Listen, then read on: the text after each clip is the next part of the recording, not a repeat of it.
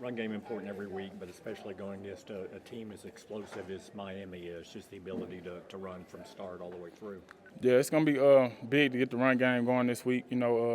Especially to keep some of that time possession on our side. A team like them that does a good job possessing the ball. So yeah, it'll be big for us.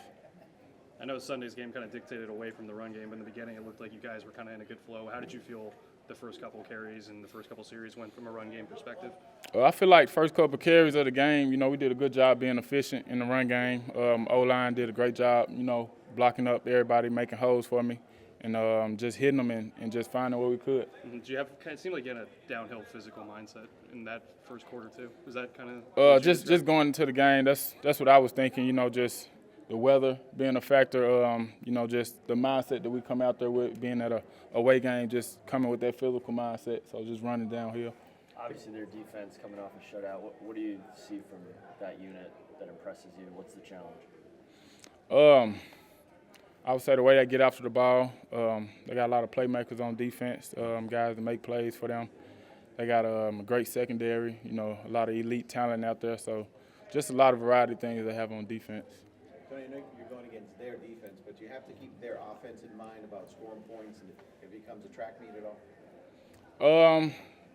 I'm pretty sure that's for the defense to worry about. I think they'll have a great job, do a great job of, game planning for it this week. But as for offense, we got to lock in, do a better job executing this week and make it happen. When do you start paying attention to playoff scenarios and those kinds of things? You hear about it, from beginning of the season to where we are now. You always have to be conscious of it, be aware. But at the same time, you always got to be 1 week at a time and focus on who you have coming up this week.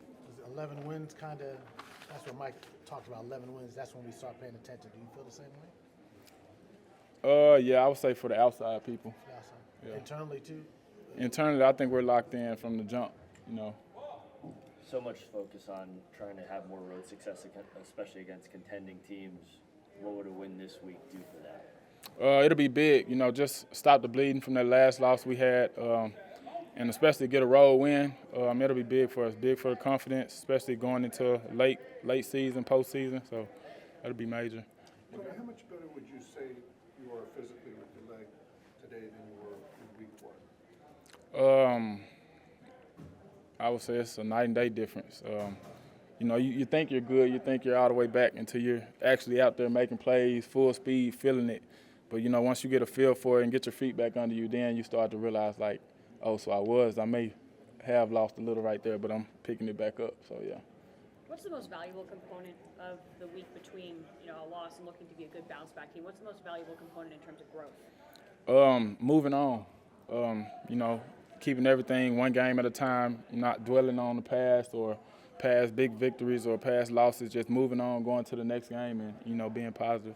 At what point in the season did you feel like, okay, I'm on another area when it comes to moving past that injury? I would say halfway through the season, a little bit after the bye week, something like that, started to feel like I was getting in the groove of things. And after a loss like Sunday, she was mentioning you guys are very good coming off of losses. How important is to just be very truthful and kind of stare at struggles in the eye after a game? Yeah, you definitely have to be real with yourself. You have to make adjustments, figure out what your weaknesses are, and try to do a good job of fixing it. You're focused on obviously the outcome, but top two offenses in the league match up this week. Is that a fun matchup for you guys to see how the two of you stack up? And you've been 1 or 2 basically for about 8 weeks. Yeah, we know it's going to be a dogfight. It's going to be a close game. We're ready for it. We're ready for whatever they throw at us. We just know it's going to be a good one. They always say end of the season and playoffs, running game takes a heightened importance. When you're, as a running back, do you kind of keep that in the back of your mind throughout the season? Hey, I'm trying to progress and get better, so when December and the playoffs come, I hit the ground running? Yeah, I feel like this time is when running backs, really start to get in their groove and, pick things up and get things going on the ground. And I feel like teams do a good job of feeding off of that, off the momentum from the run game. Was that kind of reassuring for you as you found your footing post-injury? Hey, as long as I'm kind of progressing, that's the goal here? Yeah, just moving in the right direction, making sure I'm getting better, progressing over time. Is that interesting coming? Do you feel a little fresher and better at the end of the year than you normally do when you were healthy early in the season, just because of how this is kind of? I'm pretty healthy. I don't have any major injuries or anything like that. It's week 15. I feel like week 15, but for the most part, I'm good. 1,000 yards mean anything? 1,000 yards mean anything to you? Yeah, that's definitely something that, I'm aiming towards, trying to get. How aware of you, how close or far away you are going with 3 games? I hadn't looked in a couple weeks. I'm not sure. How, you wanna know? Yeah, 152 yards away. I can do that. That's the plan. As far as not losing back-to-back games, that streak, I think it's 37 games maybe going back to 2021. Are you guys aware of that, and does that matter to you guys? No, I wasn't even aware of it.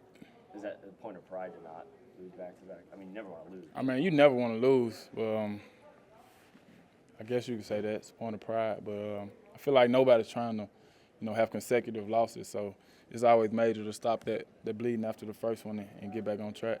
7 straight games with the same offensive line. We'll see what Sunday looks like, but what has that stability done for you and how you see things? Just helping the run game all around, helping pass game.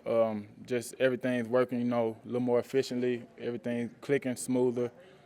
Guys know how guys are going to play, where guys are going to be at. So just having a feel for each other. And with Tyron not practicing and Zach not practicing as part of their routine, what does that do for you when one of those younger guys gets in the game or one of their backups get in the game and you're used to them from practice reps?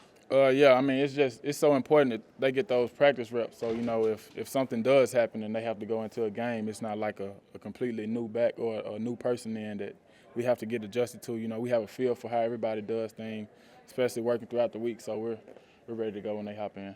From your perspective, what are the improvements that TJ Bass has made when he had to make that start in Arizona versus when he stepped into the game in Buffalo? TJ is one of the guys that, I've been impressed with from day one. Just watching his footwork, the way he does little things, the way he attacks the day, just how he's locked into the walkthroughs and just taking after the vets. And, I've been impressed since he's been here.